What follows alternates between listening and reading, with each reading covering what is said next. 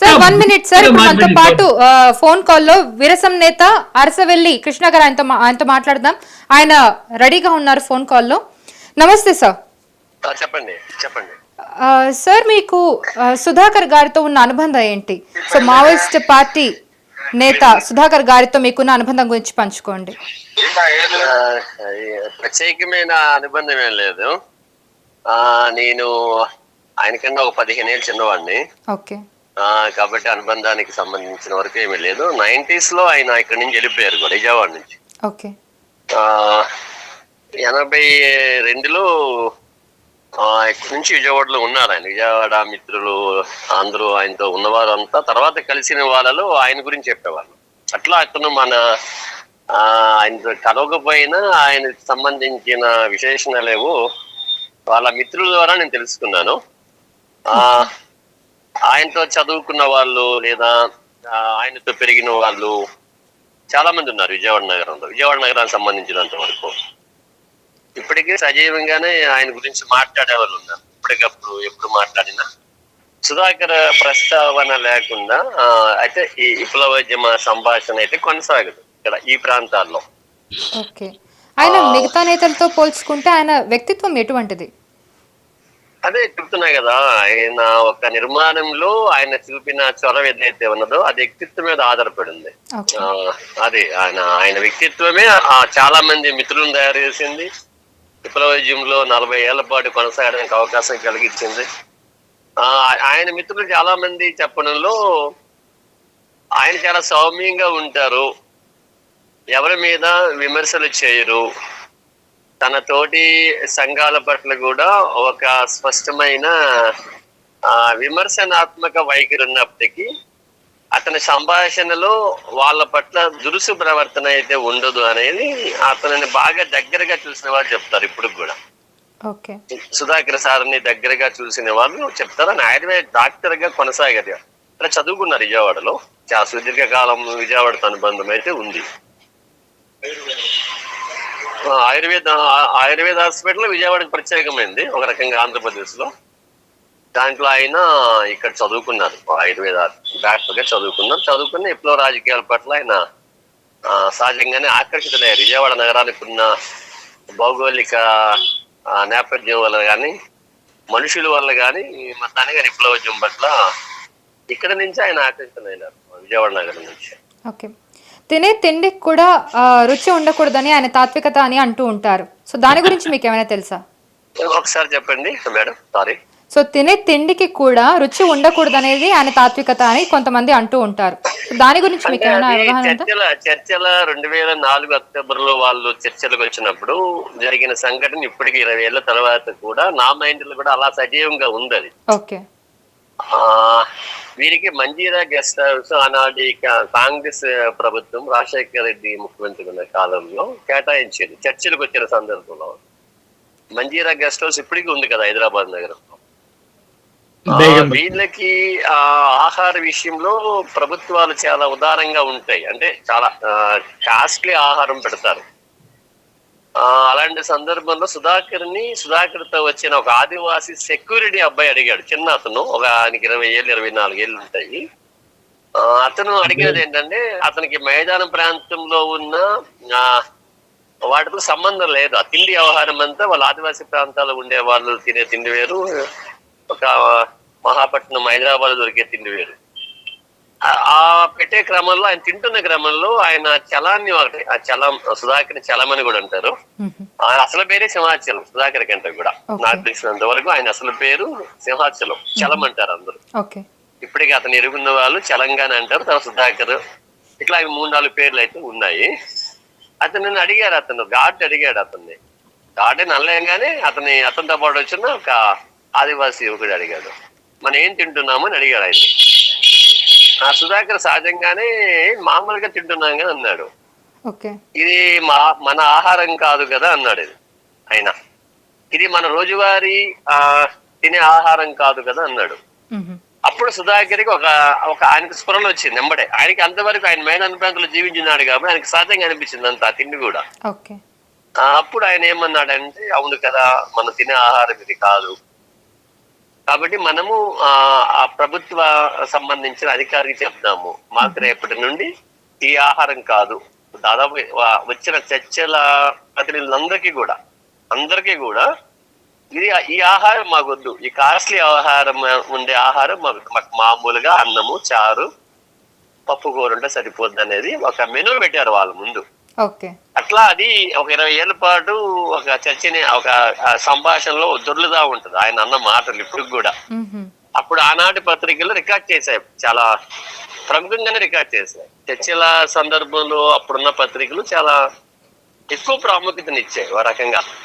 Main stream పత్రికలన్నీ కూడా ఆ చర్చలు అనేవి చారిత్రక సందర్భంలో జరిగాయి కాబట్టి, ఒక చారిత్రక క్రమంలో జరిగాయి కాబట్టి మీడియా విభాగంగా చూసుకున్న అప్పటికే మనకి తెలుగు ఛానల్స్ 2004లో ఎక్కువ అవుతున్నాయి, మనకి విస్తృతంగా వస్తున్నాయి.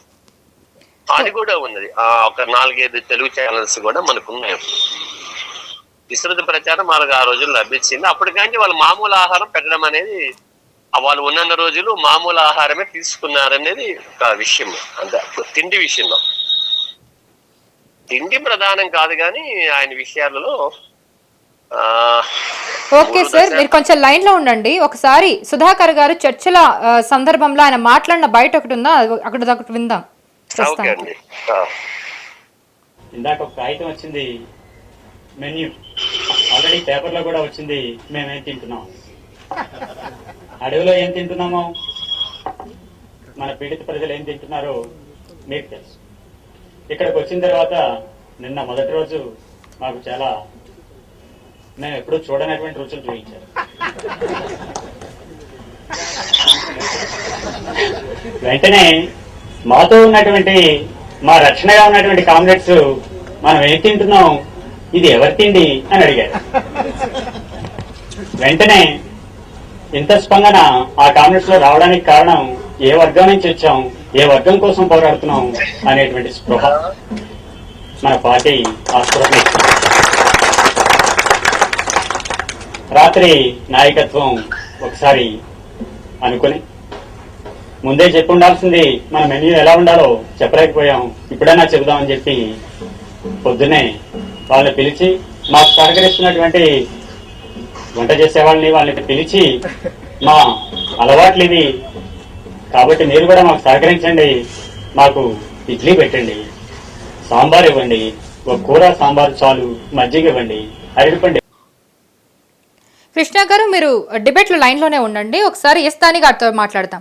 దాని గారు, సో చర్చల, గత ప్రభుత్వంతో చర్చల సందర్భంలో ఎక్కువగా సుధాకర్ గారు ఎక్కువగా యాక్టివ్ గా ఉండేవాళ్ళని చెప్తూ ఉంటారు. సో ఆయన పాత్ర ఏ విధంగా ఉండేది? ఆయన డిప్యూటీ లీడర్, దానికి RK is leader, he's a deputy leader. ఇంకా యాక్టివ్ ఉన్నటువంటి చర్చలు అనేవి యాక్టివ్ గా ఉంటారు వాళ్ళు. చర్చలు ఫేస్ టు ఫేస్ కూడా జరిగినాయి కదా అప్పుడు. ఆ 3 రోజులు చర్చలు చాలా ఫేస్ టు ఫేస్ జరిగినాయి కదా అప్పట్లోనూ. సహజంగానే యాక్టివ్ గా ఉంటాడు ఆయన. మాట్లాడేవారు ఎవరండి? ఆ రోజుల్లో ఆయన చర్చల్లో ఎలాంటి అంశాలను లేవనెత్తేవాళ్ళు? వాళ్ళ మొదటి నుండి కూడా చార్టర్ ఆఫ్ డిమాండ్స్ ఒకటి ఉంది. ఈ పనులు మీరు ఒకటి, పేదవాళ్ళకి భూములు పంచండి. అది చాలా సక్సెస్ఫుల్గా అయింది. రాజశేఖర రెడ్డి గారు ఈ చర్చ తర్వాతే నాకు తెలిసి ఏడాదికి దాదాపుగా 1,00,000 ఎకరాలు చొప్పున పంచడం మొదలుపెట్టారు ఆయన.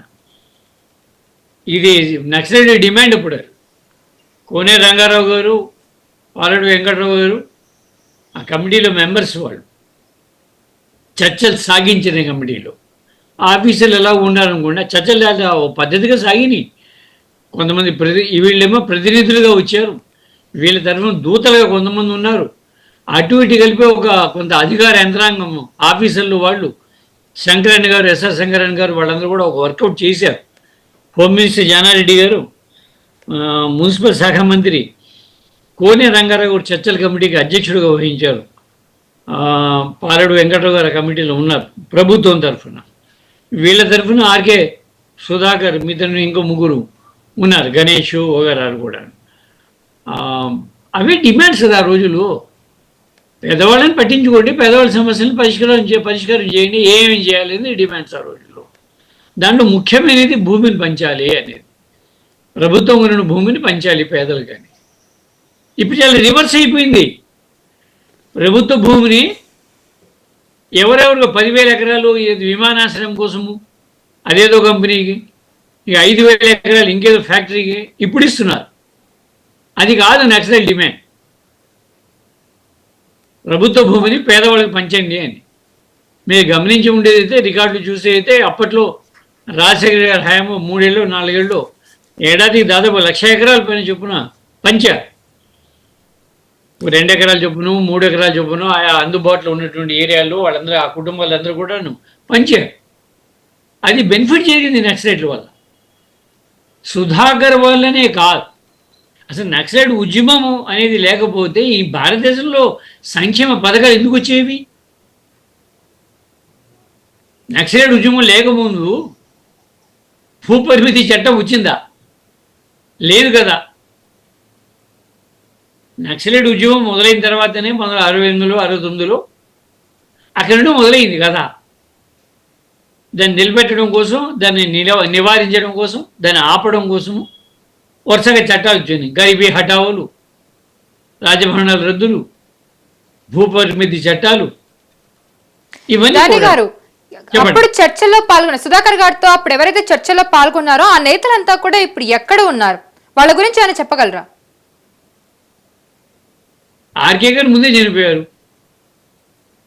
ఇప్పుడు సుధాకర్, ముగ్గురు కదా. గణేష్ ఆయన అప్పుడే చనిపోయాడు. ఆ టైంలోనే ముగ్గురు చనిపోయారు. ముగ్గురు వచ్చారు పీపుల్స్ తరఫున అప్పట్లో, అంటే మావోయిస్ట్ పార్టీ తరఫున. 2 జనశక్తి తరఫున వచ్చారు. జనశక్తి తరఫున వాళ్ళు సర్వైవింగ్, వీళ్ళు ముగ్గురు కూడా చనిపోయారు.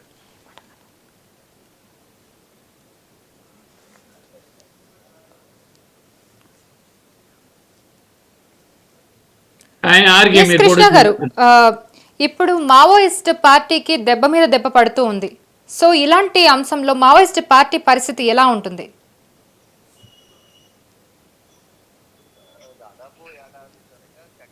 ఆపరేషన్ లో భాగంగా దాదాపుగా నాయకత్వ సెంట్రల్ కమిటీ మెంబర్లు కానీ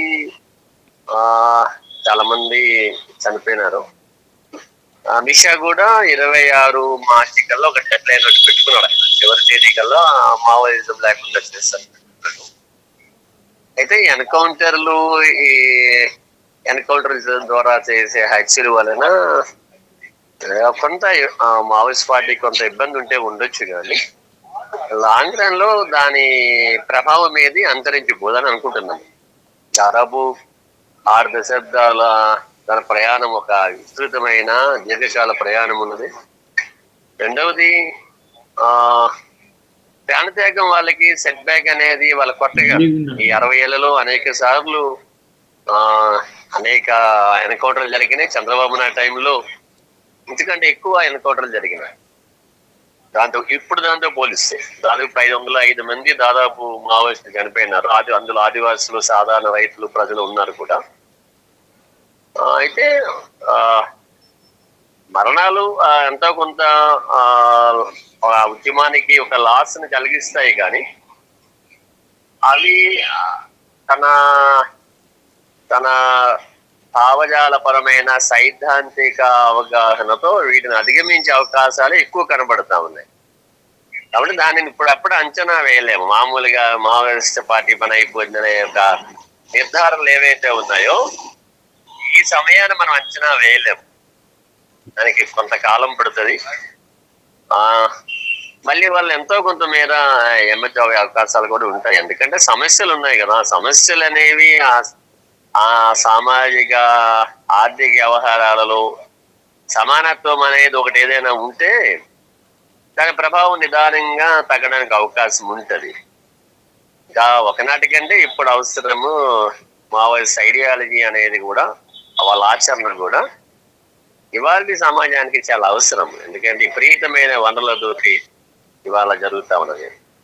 అవి వేలల్లో కాదు, లక్షల్లో కాదు, లక్షలాది రూపాయల, వేల కోట్ల రూపాయల వనరుల దోపిడీ ఇవాళ సిద్ధంగా ఉన్నది. ఇవాళ ఆదివాసీ ప్రాంతాలలో, మధ్య భారతంలో, బస్తర్లో, జార్ఖండ్ లో ఆదివాసీ నిర్మూలన, వాళ్ళకి బాసటగా ఉన్న, సంఘీభావంగా ఉన్న, మద్దతుగా ఉన్న మావోయిస్ట్ నిర్మూలన అనేది బహుళ జాతి సంస్థల యొక్క ప్రోద్బలంతో భారత పాలకులు చేస్తున్న ఒక మానవహననం అది.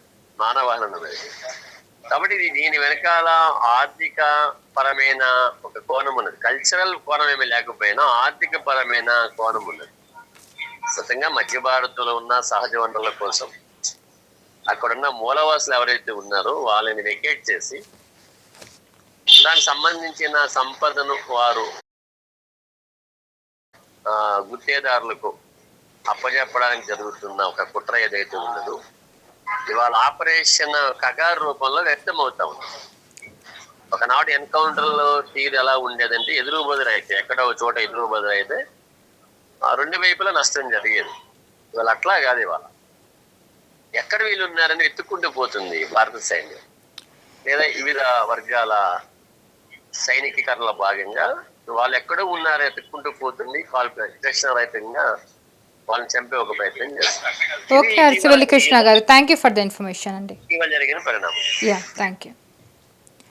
సో దాని గారు చెప్పండి. ఆయన సుధాకర్ గారు అడవి బాట పట్టడానికి గల సందర్భాలు ఏంటి? అప్పుడు ఆయన ఆ డెసిషన్ ఎందుకు తీసుకోవాల్సి వచ్చింది?